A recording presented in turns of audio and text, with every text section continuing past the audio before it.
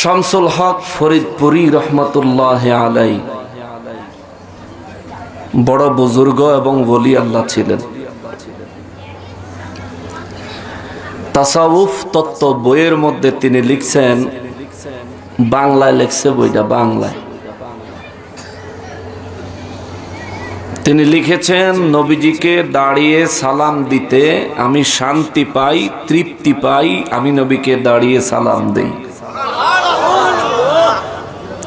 এবার এখানে যারা বসেছিলেন তারা কি শামসুল হক ফরিদপুরি রহমতুল্লাহ আলাইহির থেকেও বড় বুজুর্গ কিনা, বড় আলেম কিনা, এটা আমার জবাব দিবেন। হিট করছি না। যদি মনে করেন যে হুজুর আপনি আমাকে হিট করলেন না,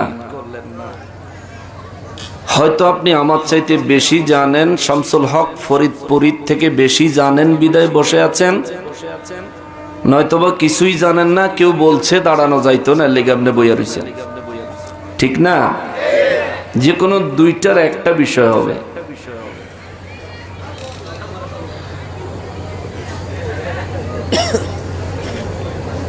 আমরা সবাই আখিরি নবীর উম্মত, এ কথায় কারো দ্বিমত আছে? যারা বসে আছে তাদেরও কি দ্বিমত আছে? না। তাহলে এমন করেন কেন? যারা নবীকে দাঁড়িয়ে সালাম দিলেন তাদের গুনাহ হয়েছে এমন একটা দলিলে কিতাই নীল আকাশের নিচে জমিনের উপরে গত 1450 বছরে পাওয়া যায় নাই। এমন কোন মা সন্তান প্রসব করে নাই, এমন কোন সন্তান কোন মা জন্মই দেয় নাই যে সন্তান প্রমাণ করবে নবীর সম্মানে দাঁড়িয়ে নবীকে সালাম দিলে গুনাহ হবে।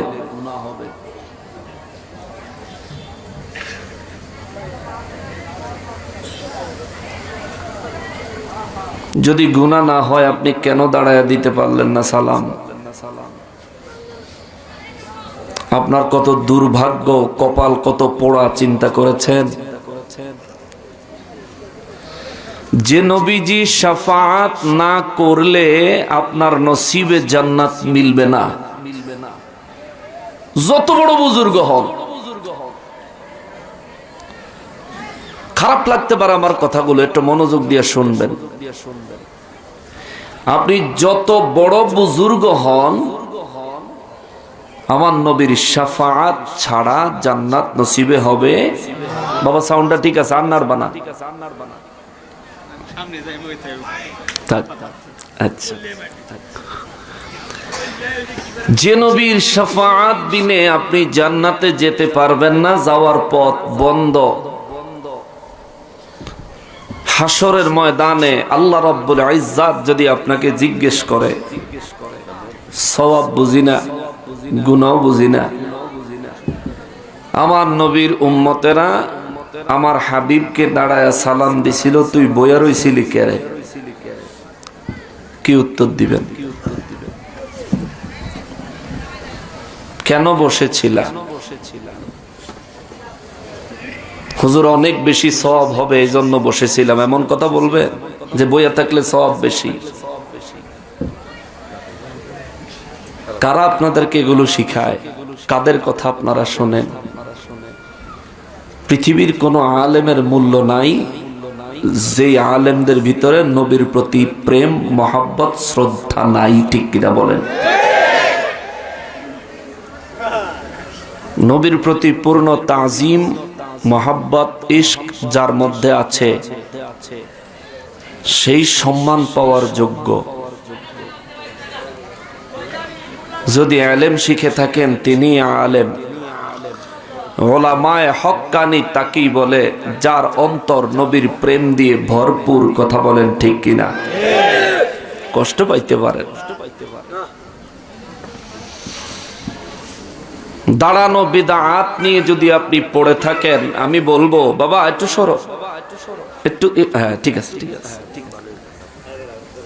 যদি কেউ বলে থাকে দাঁড়াইলে বিদআত, তবে আমি বলবো আজকের এই মাহফিলের আয়োজন বিদআত। এই ধরনের আয়োজন সাহাবায়ে কেরামের যুগে, নবী রহমাতুল্লিল আলামিনের যুগে নবীজির নির্দেশনায় এ ধরনের কোনো আয়োজন হয় নাই।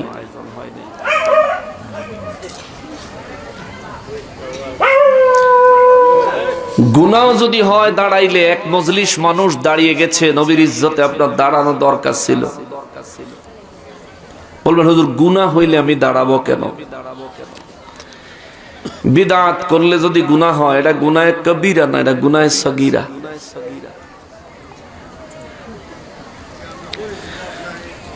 নিজের একটা দাঁত ইচ্ছাকৃত ভাঙলে গুনাহে কবিরা।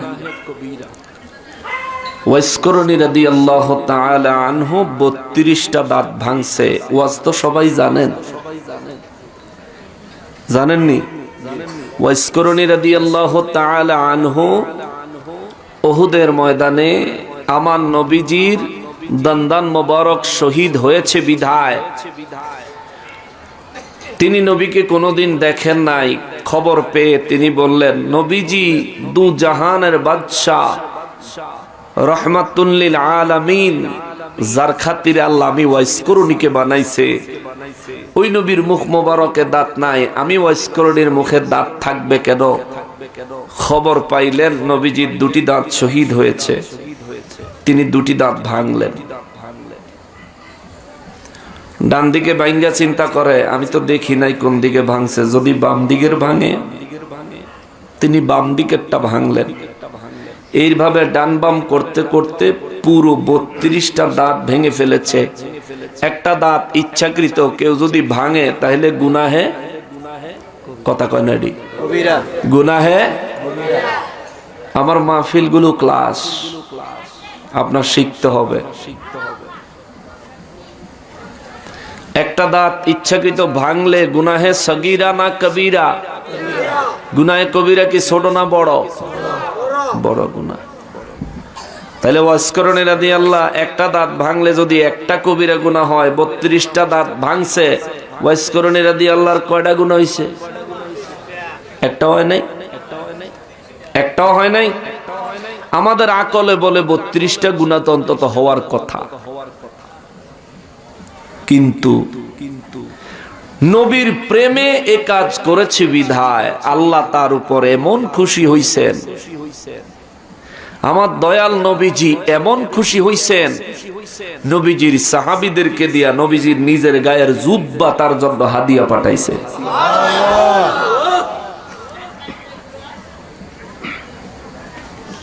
আপনি মনে করেন অনেক বেশি নামাজ পড়লেন, নবীর ইশক, প্রেম, মহব্বত এগুলির কি দরকার? ইবাদত বন্দেগী ঠিক মতন করমু, পর্দা পশিদা করমু, জান্নাতে যামুগা। জিনা অত সোজা না।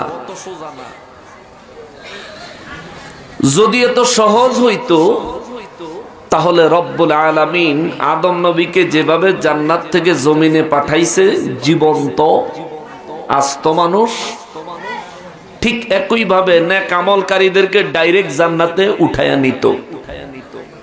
আল্লাহ কি ইচ্ছা করলে পারতো? কি কথা কন না কা? আল্লাহ কি পারে? আল্লাহ পারে না কোনটা? আল্লাহ পারে না এমন কিছু, এমন কিছু।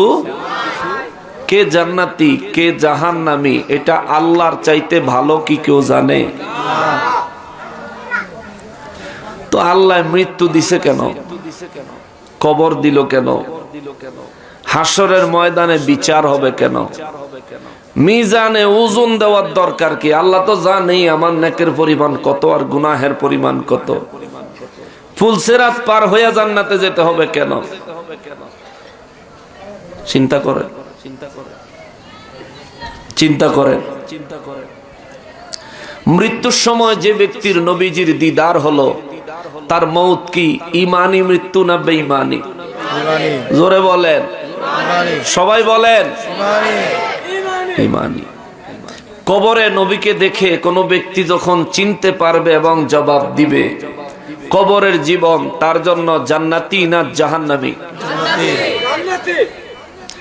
হাসরের ময়দানে যে ব্যক্তি নবীজির সুপারিশ পাবে, মিজানে কি তাকে ঠেকানো হবে? পুলসেরাতে আরে মিজান পুলসেরাত কোত্থেকে আসবে? আমার নবী বলেন, আমার রব্বুল ইজ্জাত আমি নবীর ফরিয়াদে আমার উম্মতের ব্যাপারে এমন এক ফয়সালা দিছেন। আল্লাহ বলেছেন আমার উম্মতের 70,000 গুনাহগার উম্মত, যাদের উপর জাহান্নাম সাব্যস্ত হওয়ার মতো গুনাহ লইয়া হাসরের ময়দানে হাজির হবে, এমন 70,000 গুনাহগার উম্মতকে আমার রব্বুল আলামিন বিনা হিসাবে বিনা আযাবে জান্নাতে পাঠিয়ে দিবে। কোনো হিসাবও নাই, কোনো আযাবও নাই। নবীজি রাহমাতুল লিল আলামিন বলেন, আমি নবীর উপর যারা অধিক পরিমাণে দুরূদ ও সালাম পড়ে, পুলসেরাতের পোলটা পার হওয়ার সময় জিবরাইল আমিন পুলসেরাতের পোলের উপরে তার 600 নূরের পাখা বিছাইয়া দিবে। জোরে বলেন, আরো জোরে বলেন। মৌতের সময় ঈমান মিলবে নবীর খাতিরে, কবরে জাহান্নামের আযাব থেকে বাঁচতে পারবেন নবীর খাতিরে, হাসরের ময়দানে আল্লাহর কাহারি সূরতে আযাব থেকে বাঁচতে পারবেন নবীর খাতিরে, মিজানে রক্ষা পাবেন নবীর খাতিরে, পুলসেরাতে রক্ষা পাবেন নবীর খাতিরে, জান্নাত আল্লাহ দান করবেন নবীর খাতিরে। এই সব কিছু দেখানোর জন্য মাঝখানে এই বিষয়গুলো দিলেন, নইলে তো আল্লাহ জানেই কেডা জান্নাতে যাইব কেডা জাহান্নামে যাইব। ইচ্ছা করলে সরাসরি দিতে পারতেন, কিন্তু দিবেন না।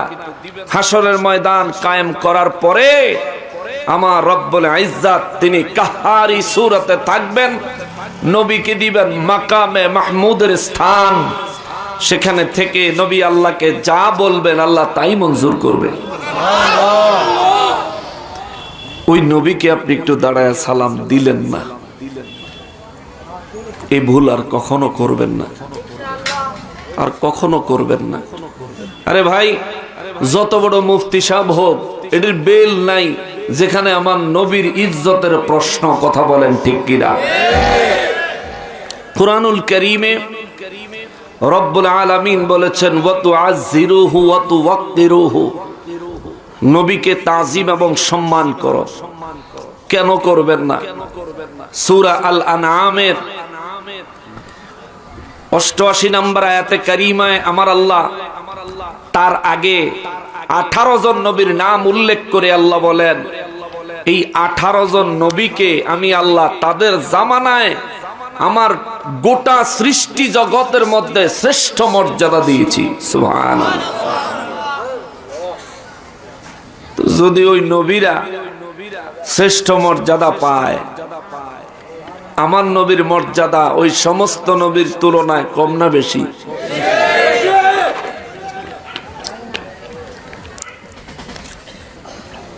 নবীকে মহাব্বত করবেন, ভালোবাসবেন, এটার লেগে কোনো দলিলের দরকার নাই। ভালোবাসার দলিল হয় না, ভালোবাসার কোনো দলিল হয় না, এটা এখানে থাকতে হয়। কিছু হলো ফতোয়া, কিছু হলো তাকওয়া। ফতোয়া দিয়ে তাকওয়াকে নিয়ন্ত্রণ করা যায় না, বরং তাকওয়া দিয়ে ফতোয়াকে নিয়ন্ত্রণ করা যায়। তাকওয়ার উপর ফতোয়া চলে না, বরং ফতোয়ার উপর তাকওয়া চলে। আল্লাহ তাআলা বুঝার তৌফিক দান করুন। সবাই পড়েন, সবাই পড়েন।